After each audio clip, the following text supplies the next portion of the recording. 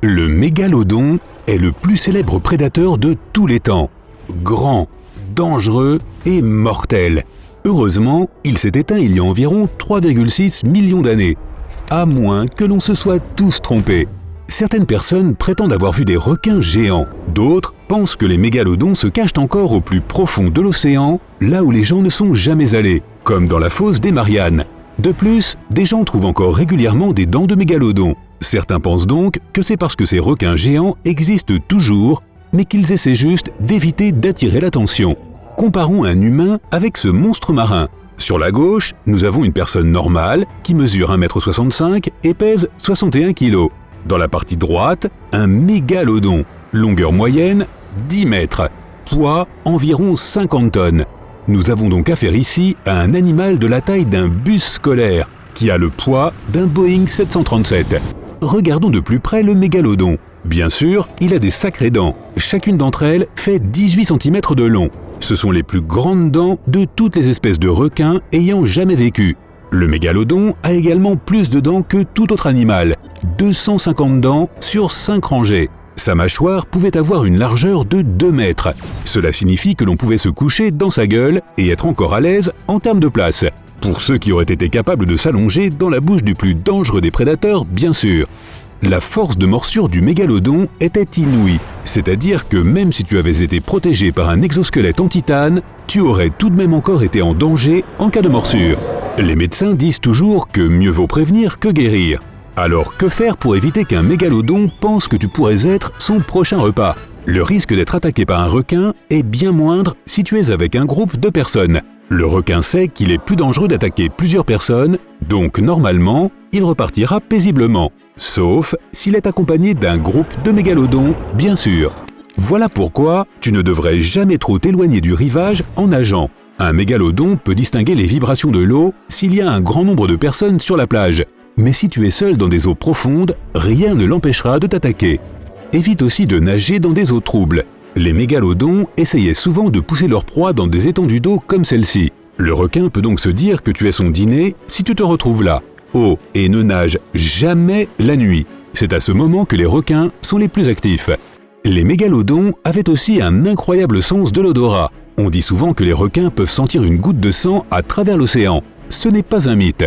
C'est vrai, même si c'est un peu exagéré. Les requins ont un grand sens de l'odorat et peuvent détecter du sang à une distance de 400 mètres. Donc, avant d'aller nager, assure-toi que tu n'as pas de blessures ou d'égratignures ouvertes. Cela te protégera non seulement toi, mais aussi les autres personnes qui se baignent sur la plage.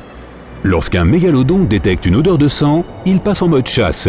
À partir de ce moment-là, il n'y a plus grand-chose qui puisse vraiment l'effrayer.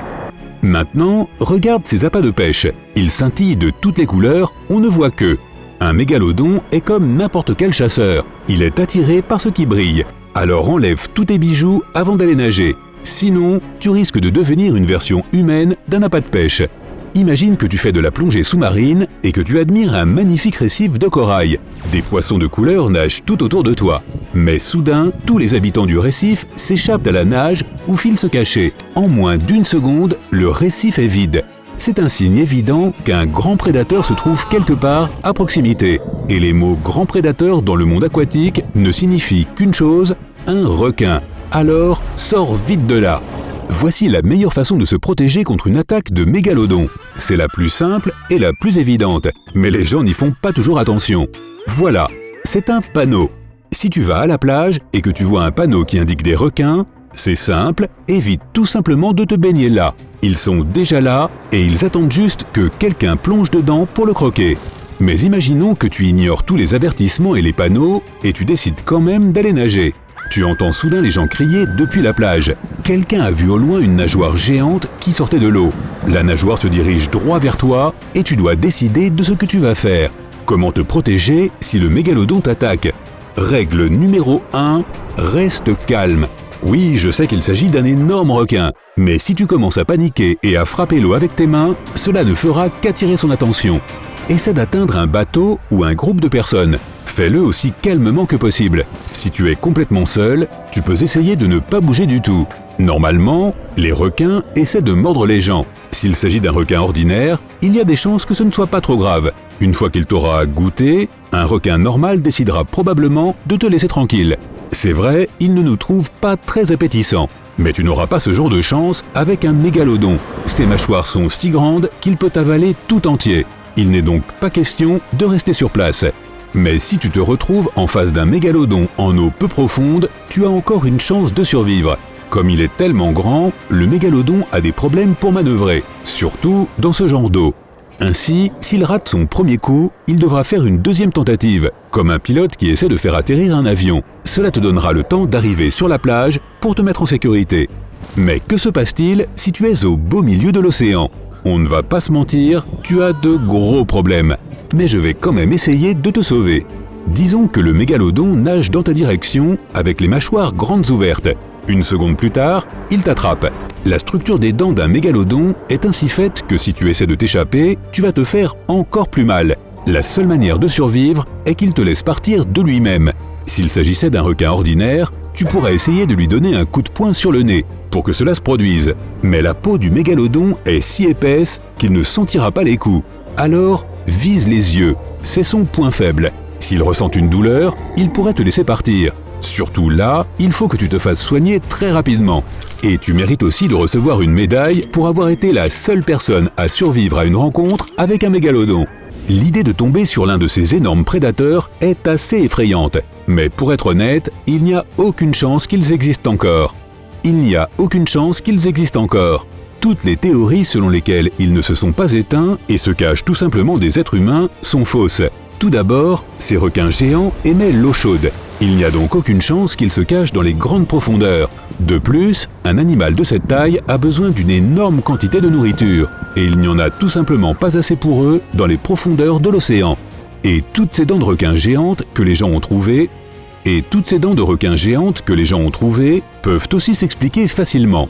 Contrairement aux humains, les requins ont de nouvelles dents qui leur poussent tout au long de leur vie. Oui, ils perdent leurs dents toutes les 2 semaines. Or, les mégalodons étaient les animaux dotés du plus grand nombre de dents. Nous comprenons donc mieux maintenant pourquoi il en reste autant au fond de l'océan. Mais cela ne signifie pas que tu ne doives pas tout de même rester prudent.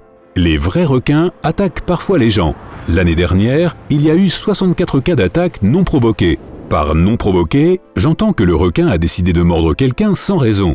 Il y a également eu 41 cas où des requins se sont défendus contre des pêcheurs ou des plongeurs curieux.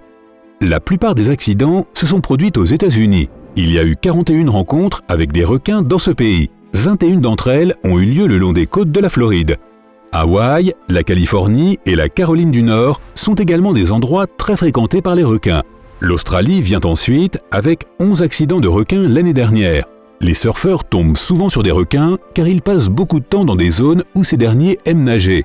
Les éclaboussures d'eau de leurs planches de surf attirent les prédateurs et rendent plus probable ce genre de rencontres désagréables.